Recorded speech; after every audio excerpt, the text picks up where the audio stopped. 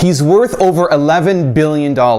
He's created game-changing businesses like PayPal, Tesla Motors, and SpaceX. He's the closest thing we have to real-life Iron Man. He's Elon Musk, and here are his 10 rules for success. That third failure in a row, did you think, I need to pack this in? Never. Why not? I don't ever give up. I'd have to be dead or completely incapacitated. Really liking what you do, whatever area that you get into, given that even if you're the best, there's always a chance of failure. So I think it's important that you really like whatever you're doing. If you don't like it, life is too short. If you like what you're doing, you think about it even when you're not working. I mean, it's something that your mind is drawn to, and if you don't like it, you just really can't make it work, I think. So many people try to talk me out of starting a rocket company. It was crazy. One good friend of mine collected a whole series of videos of rockets blowing up and made me watch those. He just didn't want me to lose all my money. We're doing these things that seem unlikely to succeed, and we've been fortunate, and at least thus far they have succeeded. Now is the time to take risk. You don't have kids. As you get older, your obligations increase. So and once you have a family, you start taking risk not just for yourself, but for your family as well. It gets much harder to do things that might not work out.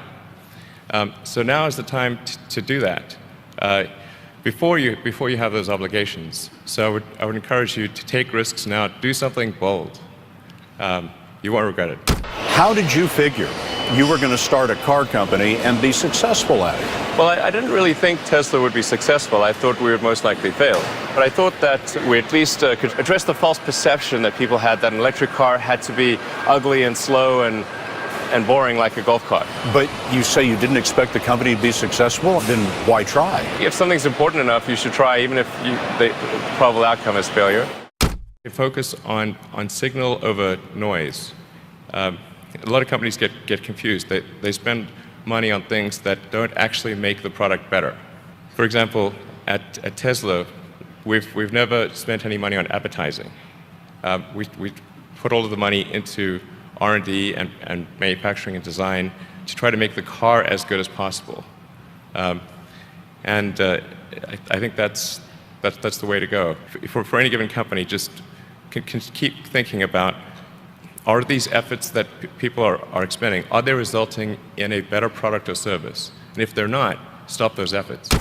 When I interview someone to work at the companies, would be to ask them to tell me about the problems that they worked on and how they solved them.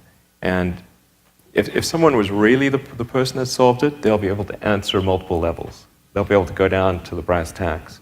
And if they weren't, they'll get stuck. And then you can say, oh, this person was not really the person who solved it, because anyone who struggled hard with a problem never forgets it. If you're creating a company or if you're joining a company, the most important thing is to attract great people. So either join a group that's amazing, that you really respect, or if you're building a company, you've got to gather great people. I mean, all a company is a group of people that have gathered together to create a product or service. And so depending upon how talented and hardworking that group is, and the degree to which they are focused cohesively in a good direction, that will determine the success of the company. So do everything you can to gather great people if you're creating a company. You've got to make sure that whatever you're doing is a great product or service. It has to be really great. And I go back to what I was saying earlier, where if you're a new company, I mean, unless it's like some new industry or new market that, if it's an untapped market, then you have more ability to, the standard is lower for your product or service. But if you're entering anything where there's an existing marketplace against large entrenched competitors, then your product or service needs to be much better than theirs. It can't be a little bit better, because then you put yourself in the shoes of the consumer, and they say, why would you buy it as a consumer? You're always going to buy the trusted brand unless there's a big difference. So a lot of times,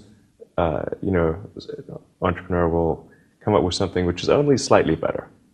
And it can't just be slightly better. It's got to be a lot better. Depending upon how well you want to do, and particularly if you're starting a company, you need to work super hard. So what does super hard mean? Well, when my brother and I were starting our first company, instead of getting an apartment, we just rented a small office and we slept on the couch. And we showered at the YMCA, and we're so hot up we had one computer, so the website was up during the day, and I was coding at night, 7 days a week, all the time. And I sort of briefly had a girlfriend in that period, and in order to be with me, she had to sleep in the office. So work hard, like, I mean, every waking hour. That's the thing I would say, particularly if you're starting a company. And I mean, if you do simple math, say like, okay, if somebody else is working 50 hours and you're working 100, you'll get twice as much done in the course of a year as the other company.